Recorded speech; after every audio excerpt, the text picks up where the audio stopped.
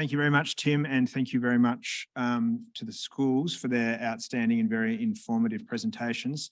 We now do a slight change of tack as we shift from schools focusing on generating knowledge to shift to a focus on schools that are using knowledge, and particularly using evidence from the science of learning to such as interventions and so forth to improve student learning outcomes. So first, we're going to view a video from Canterbury College where we learn about how they have used evidence-informed practice in their schools, and then there'll be a time to call the team out and answer some questions.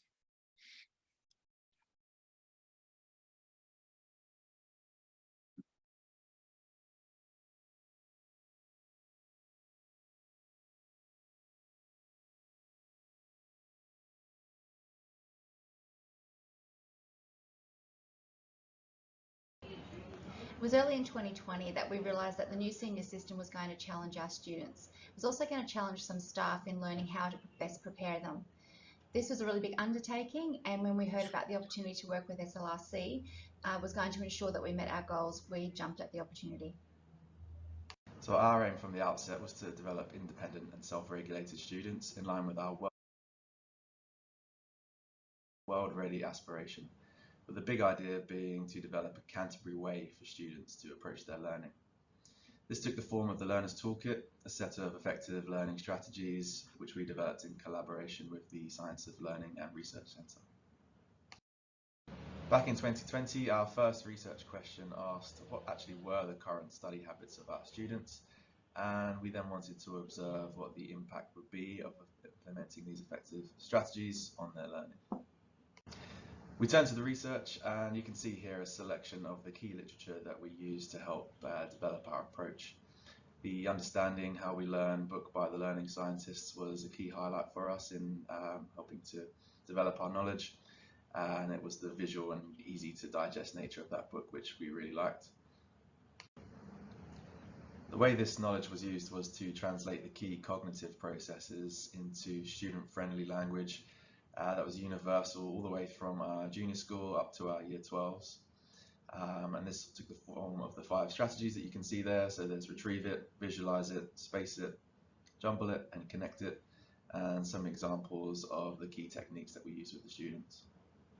As guinea pigs with the aim of supporting their study as the first cohort facing the external exams. We ran a series of whole cohort sessions and workshops.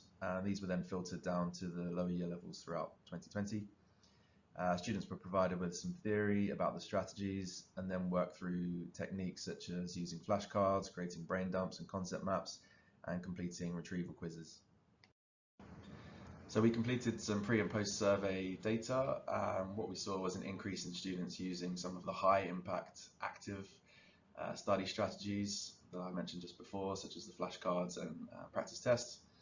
And a decrease in some of the low impact passive strategies, such as just rereading and rewriting notes. So we saw that as positive. So students were using the Learner's Toolkit strategies well. That had been successful, and they were wanting to continue using them in class. But something wasn't working as well as it should have been. And so then we started to think, had we given teachers enough information around the Learner's Toolkit? We had sent out various bits and pieces and we had spoken to them, but maybe that wasn't enough. So we decided to run a survey of the staff to find out the extent of their use of the Learner's Toolkit, their knowledge around the different strategies, and how comfortable they felt using those different strategies in the classroom. So the focus in the second year of our project was all around upskilling our staff. We did this in a few ways. Firstly, we got Steph and Jack from UQ to come out and talk to all of the staff about the science of learning. That added a whole lot of credibility to the project, and I think staff found that really useful. Another thing that we did was we ran some live streamed sessions. We live streamed directly into all of the classes across our secondary school, as well as year 5 and 6. And we were running Learner's Toolkit activities, but in the context of the subject areas that students were studying at that time. So that really helped teachers incorporate Learners Toolkit strategies into what they were doing. We also ran several sessions to teachers around the strategies in particular, so retrieval practice, dual coding and visualize it, and shared lots of examples, which was also really valuable. And the other thing we did was we created a staff team, Microsoft team, where teachers could just share some of the things that they were doing in their own classrooms. That generated a whole lot of conversation and just helped push the Learners Toolkit with the staff in that second year. Okay, that brings us to year 3, and our focus in year 3 was how do we take the Learners Toolkit and everything that we've done in the first 2 years and embed it as part and parcel of what happens at Canterbury. So our research focus was how do we make the Learners Toolkit a deliberate and active part of the Canterbury Way. So with the goal of making the Learners Toolkit part of the Canterbury Way, we had 3 main focuses in 2022. That was to sustain the 2 productive years and resources that we had and scale it obviously so that it continued in the classrooms. We also wanted to make sure that it became second nature to staff and students both in the teaching lessons during the normal academic week, but also accessible and available to students when they're at home doing their own study. And lastly, build it into the academic documentation that we were producing within the school so that for staff members, both new and continuing, that it would be accessible and visible at all times. And we did that through a 3-stage process by linking the Learners Toolkit features, the 5 strategies, to our dimensions of learning, which made up a part of our teaching and learning framework. We did that by outlining what we saw as an appropriate and effective lesson sequence in our teaching, learning and assessment plan documents, in which we highlighted where teachers could use different Learners Toolkit strategies. And lastly, as a Microsoft Showcase school, we heavily use OneNote. And for consistency, we've worked around some ideas around templates there. And part of the template is how we can use Learners Toolkit strategies to effectively start and close lessons in Microsoft OneNote and with other Microsoft tools. So that brings us to the end of our 3-year project. And as you can see, our first year we built a Learners Toolkit based upon the relevant literature and cognitive science for students. Second year, we implemented that and educated professionally developed staff around the use of Learners Toolkit in the classroom. And in this last year, we built it into the Canterbury way of doing things. So beyond 2022, we'll be maintaining and sustaining that throughout the college.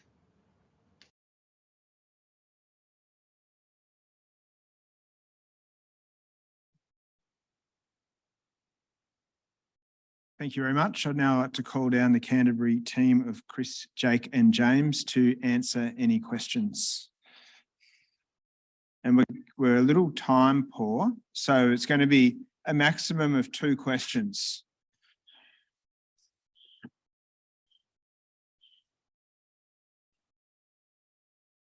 Firstly, can I say it was such an amazing work that you've done over the 3 years. I'm super impressed.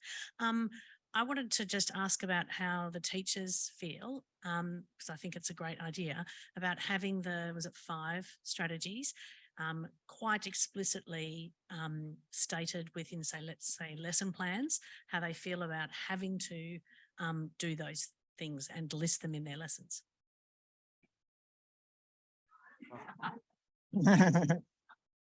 That's a great question, and it's definitely what we're tackling next year.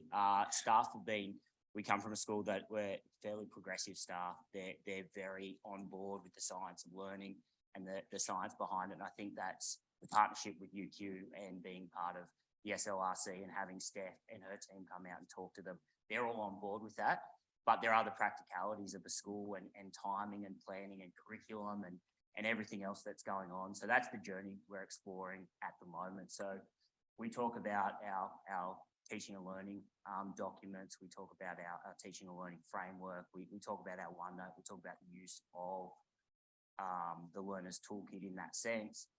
But we documented that and we've talked about how we want it to work. 2023 and beyond, implementing that and making it work for staff. So Jan, I was going to say, just to add to it, I don't want to just completely I think there's an appetite for consistency in our school, where people like that idea of, you know, we're all pulling in the same direction. And just over the course of the 3 years, you know, we've had a few ebbs and flows where it's like a big focus at the school, and then it kind of bubble away in the background a little bit. And then we kind of have to keep that momentum going. And just by having this documentation, I think that's just a really good step in the right direction for us in terms of, it's like Jay said in the video, it's always accessible and visible. And, you know, it gives us that structure of, you know, the way we start our lesson with some retrieval activities and finish them off there. More retrieval activities or whatever it may be, just gives that kind of consistency across the lessons, across the school. And I think that's, teachers are all kind of on board with that. So. And maybe just one thing to add to that as well. I think we've been quite fortunate that because we were putting out a new teaching and learning framework as well, it sort of coincidentally at a similar time, it sort of just fits naturally. So we were going to be asking staff to do something a little bit different to what they had been doing. We've had Learners Toolkit bubbling away for 3 years. So it just kind of, it's a natural fit that that's going to be part of that, a big part of that teaching and learning framework that we're introducing.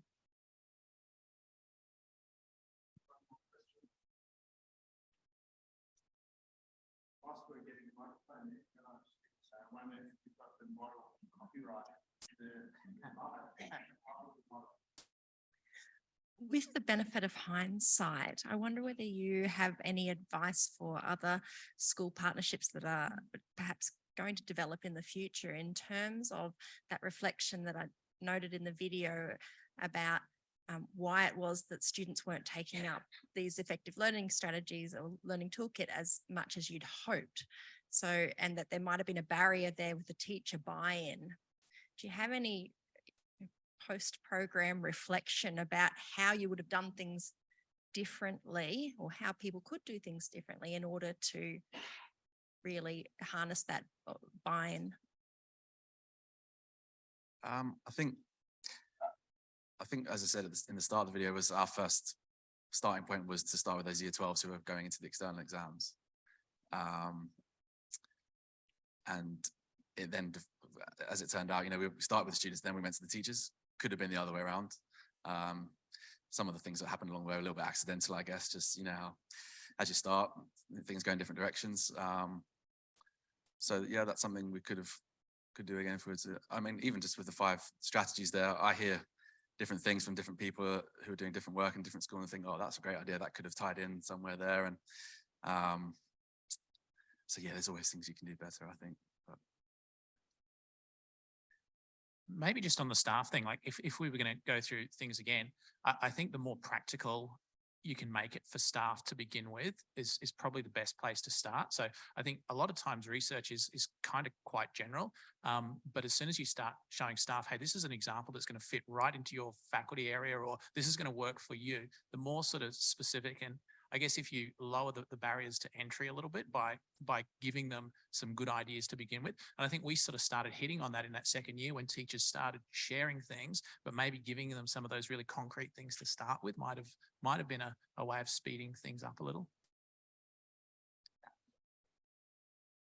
Thank you very much.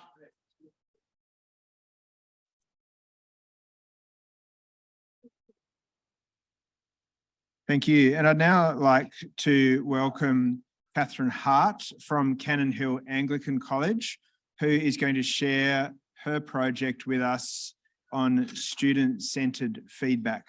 Thank you. And a partnership with Independent Schools Queensland. So thank you, Catherine.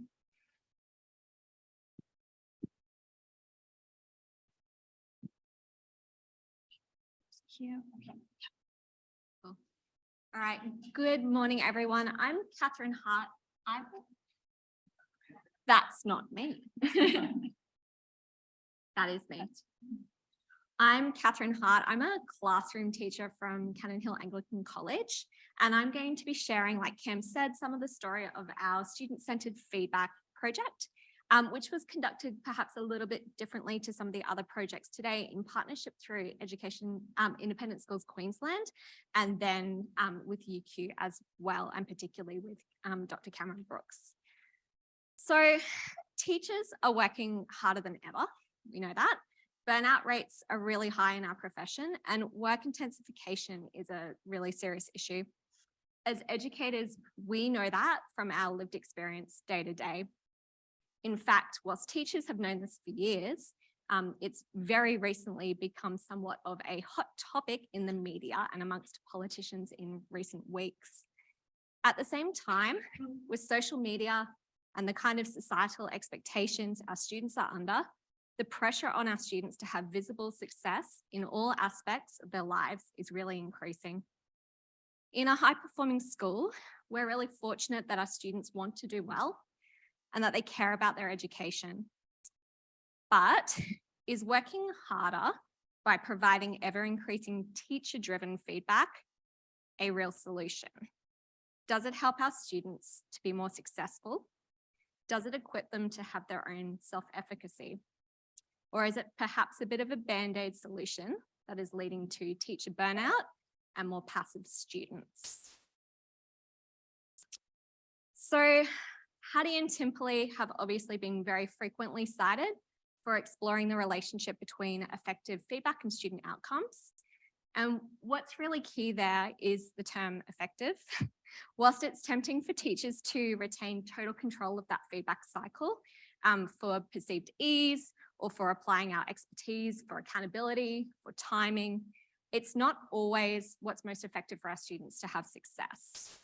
Amongst our staff at our school, there was already a perception that our students were quite passive in the feedback cycle. And that's something we'd explored the year before we actually joined this project. And then that was reinforced by the student perception survey we conducted as part of our ISQ project. So our students identified in that survey that they perceived feedback to be mostly teacher directed and that they valued teacher feedback more than any other alternative. They also struggled to articulate their own role in the feedback cycle. This led me to wonder if in releasing some of the control back to students, we could not only improve student outcomes, but also to help build their own self-efficacy. So we had the opportunity to explore this further through the ISQ and UQ Effective Feedback Project, and we were led really well by Dr. Cameron Brooks and also by Jennifer Levitt as well. So in the Brooks et al. Student-centered feedback model, which was in the research paper, it's up there, from fixing the work to improving the learner, we identified a model that had learners as more active participants in the feedback cycle. Then, based on this research and the professional development provided through our partnership, we identified the opportunity for more sustainable feedback practices for our teachers and more effective feedback strategies for student outcomes. So we developed our research question: how does co-constructing a shared understanding of success through student-centered feedback strategies impact student ways of learning and thinking? And that is the student-centered feedback model that underpinned our intervention. So returning to school as a classroom teacher, I felt a bit apprehensive about getting buy-in from the rest of the staff. I knew that this could really improve our student outcomes from the research. I also believed really strongly that I could do something to help improve the burden of drafting and teacher-driven feedback. So many of my colleagues at my school, and I think across the education sector, really feel is entirely our responsibility. But I worried about successfully conveying that message to staff, and I really hoped it wouldn't be seen as an additional workload or another administrative box to tick. It seemed my worry was largely unfounded. I presented myself to the whole school staff at a professional development day, and then I was surprised at just how many teachers were not only genuinely interested in learning more about the model, but in actually becoming part of our pilot group, which was entirely volunteer-based. We put together eventually a team of 6 teachers, and then that was supported by our Director of Strategy and our Assistant Principal of Teaching and Learning, and then that was led by me, representing nearly all of our faculties. It's interesting to note that all teachers who volunteered for the project and for the intervention were classroom teachers on full teaching loads. We met every 3 weeks or so at first to share our experiences of feedback and then to work on implementing the trial, the intervention. We settled on using exemplars and non-exemplars as our intervention, a 6-step strategy for student-centered feedback that emerged from our professional development with Dr. Cameron Brooks through our ISQ partner school project. At its most basic, our students completed a formative task. Teachers collected these to produce an exemplar and non-exemplar. Students deconstructed these against a specific criteria for success. And then students use that feedback to reflect on and improve on their own work. We surveyed the students after the interventions. We used a mixture of surveys and interviews, and the key themes emerged from our qualitative and quantitative data. Students were generally able to articulate how deconstructing the exemplars enabled them to improve their own work and their understanding of their success. The majority of students perceived that they were an active part of giving and receiving feedback through this process rather than passive. And then across the classes surveyed, most students identified that the exemplar and non-exemplar tasks were either helpful or extremely helpful as forms of feedback on their progress in the subject. And then in most classes, this was just an interesting thing that came up. Students identified the exemplar task as more helpful than peer feedback. As a team, we were pretty surprised by the positivity from our students as this. But just to identify a couple of limitations for you that I think are really valid and important to address. We questioned whether students were self-reporting accurately or they were just telling us what they thought we wanted to hear, especially the year 12 classes. They were, we built that rapport with them over the years and then we're asking for some feedback. So we were very aware of that. And then furthermore, we did ask these questions at the end of the intervention, just in terms of timing and having it ready for this project. But rather than at the full end of the teaching and learning cycle. So we might not have been capturing the whole picture of feedback and therefore the intervention's place in that accurately. So those were probably the two biggest ones. Nevertheless, the consistency across classes involved was enough to convince us to explore the role of student-centered feedback practices further. Almost done. In thinking about where to next for our school, there's a few questions that we'd like to consider further. What do we need to do to maintain the momentum we built within the team this year? How do we get buy-in from our whole teaching community outside of the volunteers? We plan to conduct some interviews with the staff involved, basically to capture their perceptions as well, and then share these with the rest of the staff in the hope that they'll see the reduction in workload and things like that that we identified. And then most importantly, will we see a shift in both student perceptions of their role in the feedback cycle and teacher perceptions of students as participants in the long term across the school? So rather than quite a short-term approach. And then for me, probably the most challenging question for a long-term transformation, can we ensure we do all of that in a way that not only supports our teachers, but also maintains the core intent that we had going into this of making their practices more sustainable?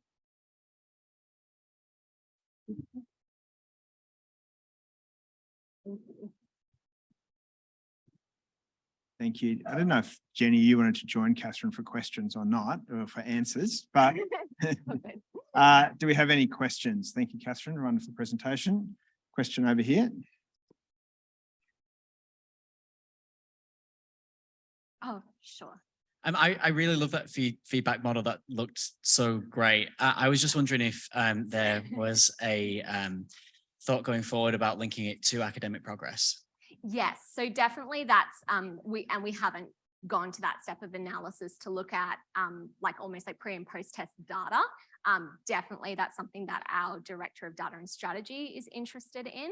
I guess we looked at the intervention quite narrowly, and I think we do need to look at it in the broader teaching and learning context, and I think that will come into it at that step.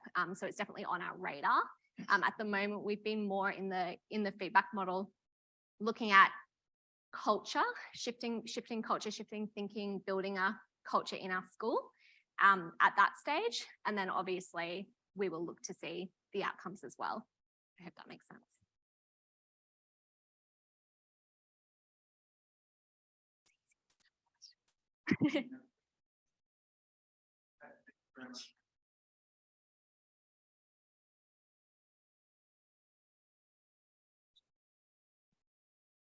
Thank you. And the third of our little group is Brisbane State High School. I'd like to welcome Aliska, Natalie and Gay, who are going to share with us their project with UQ and Education Perfect. Thank you.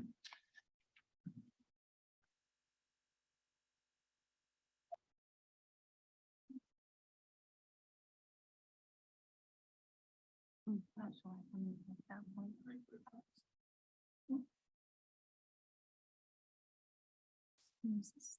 Yep. Mhm. Yeah. Hello, I'm Gay and I have Nat and Aliska. We're from the Science Department at Brisbane State High School. Our story is really similar to Canterbury College. So it really starts a few years ago with the implementation of the senior syllabus. And particularly for science, this was a big deal because there's 50% exams. And I think that really stressed both teachers and students out initially to think about what this would present as opportunities to actually prepare our students to do well in those exams. Not only for teachers to have the strategies, but for students to have the strategies that they need as well. We are a big school. We've got about 3,400 students. They are highly academic, so they're quite well, highly motivated, and a large proportion of them do choose a senior science subject, if not multiple. So it was really important that we had these strategies in place.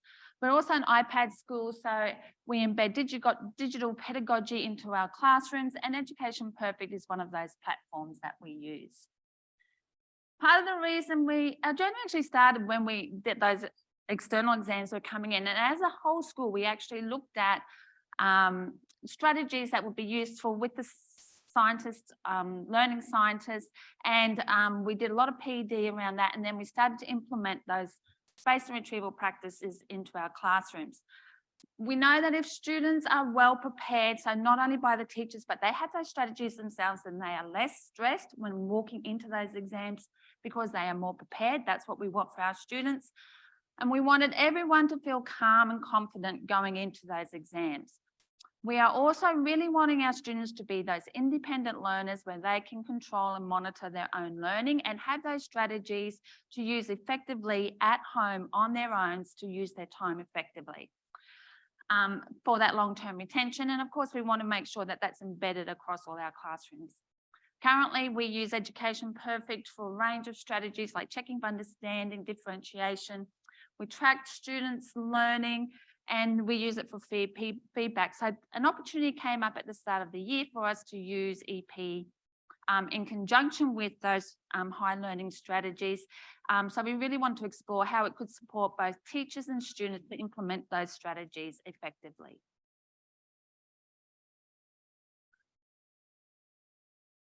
This is me. So one of the things that we looked at was spaced and retrieval practice. It's something that we'd already been doing, but we wanted to find out how Education Perfect could help us to do that better. And like Gay said, to help students become a little bit more independent in using some of these tools. So I think many people in the audience are probably familiar with spaced retrieval and interleaving, but essentially spreading out that retrieval practice to prepare students, particularly over the course of a year for their final external assessments. And then retrieval practice, so not doing it immediately after learning, but creating some space in there. And then interleaving was about how we arranged those topics in the learning. Can I just quickly ask, who here knows what Education Perfect is? All right, okay, great. For those who don't, it's just an online third-party platform that you can put content on. But for us, we wanted to contextualize it. So our research question was, how can Education Perfect be used to embed space and interleave practice with a focus on Year 10 science? We had a few methodological considerations because yes, this platform has content, but how are we going to use it? So what's the best practice for us? How is this going to be implemented? For example, do it at the start of the lesson, middle, end? Do we assign it as homework? And then what measurements do we want out of this? Ultimately, how do we know if this is successful for our students and teachers? So our participants were Year 10 science students. We tested it across 4 different subject areas: biology, psychology, physics, and chemistry. We had an independent group design, so each subject area had 2 classes. One class was given a brain dump strategy, and the other one was given a selection of multiple choice questions to which they had to respond. And we wanted to know, out of these 2 strategies, which one could impact student learning the most. We also did a pre and post survey to gather some qualitative data to find out about their metacognition and self exam readiness, sorry. All right, so how did we go? This is the combined data across the 4 subject areas. We saw that they all improved. What this data doesn't show is there was actually a range of difference across the different subject areas. And it seems that there's a potential to focus on content subjects versus skill-based subjects. Between the 2 strategies, the multiple choice questioning technique seemed to have the greatest improvement. However, that difference was not statistically significant with the exception of chemistry. Okay. So a few of the things we found. Using technology rather than teacher-led activities here did seem to improve student learning. Unfortunately, though, there really was a huge time commitment, especially the multi-choice strategy. However, this is something teachers need to invest in once. Results suggest both forms improve. So if there is a barrier to overcome, then the brain dump works just as well. We had a couple of confounding variables such as attrition, small sample size, and in this case, we didn't have a control group for ethics reasons. So the implications for our practice, building student autonomy and self-efficacy, like that's been mentioned so many times today. So we're really hoping that by able to teach the students these skills in retrieval practice, that they will become more autonomous, giving us more time to do other things in the classroom, sorry, with the students, not get coffee and things, which is also important. And so by finding efficiencies in setting up these different methods, what we can do is obviously reduce workload. So we can, this is what I meant, spend time differentiating and focusing on individuals. It also provides us with opportunities for training beginning teachers and also pre-service teachers. So some things, key learnings and what's next. I might, well, jump mostly to what's next since we're running out of time. Oh no, yeah, it's just at the bottom, that's okay. So essentially we want students to be able to construct their own spaced and retrieval practice grids because they know what they don't know and we know what they need to know. And so together we're hoping that by being a little bit independent, they can construct these things themselves using the technology of Education Perfect. We'd like to introduce this to middle school over time because we can see how it can benefit the younger students as well, but also in preparation for them into their senior years. Yeah, and also recommendations for other schools, just in terms of Education Perfect. They were really interesting conversations that we had with them around what's possible, what's not possible, and what's not possible yet.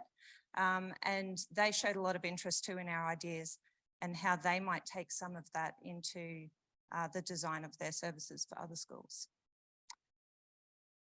And thank you very much. Thanks very much to all of the team at SLRC. Thanks to Steph and thanks so much to Tim and Jonathan. They helped us a lot with our data analysis, which was great. And yeah, we learned a lot. Thank you.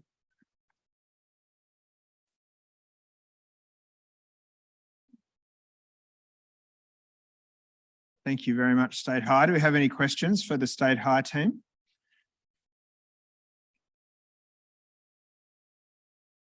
I've got a quick question if whilst others might be pondering. I just wonder, I think a few people might have been surprised by the size of your school. How did you deal with that in terms of implementing this at scale?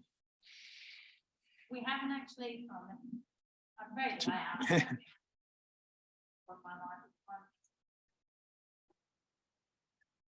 I guess spaced and retrieval practice is something we've been doing across the school because there was a real need with the new syllabus and there was lots of PD around what it is. And so the maths department actually did one of these projects several years ago, which started that ball rolling. Really, retrieval was like what they call warm-ups, but it was about actually having that common language across the school.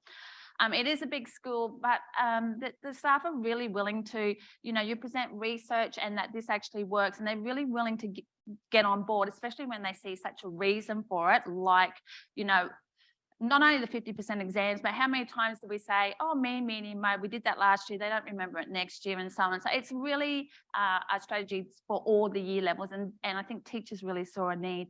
We also have a lot of shared resources so that they are like part of the resource that we build in, like Canterbury College was talking about. So they're there for like new and beginning teachers, so they can just pick it up and use it, which makes it really easy. And if it's easy, we know teachers are more likely to use it. Any questions from the audience for State Hart?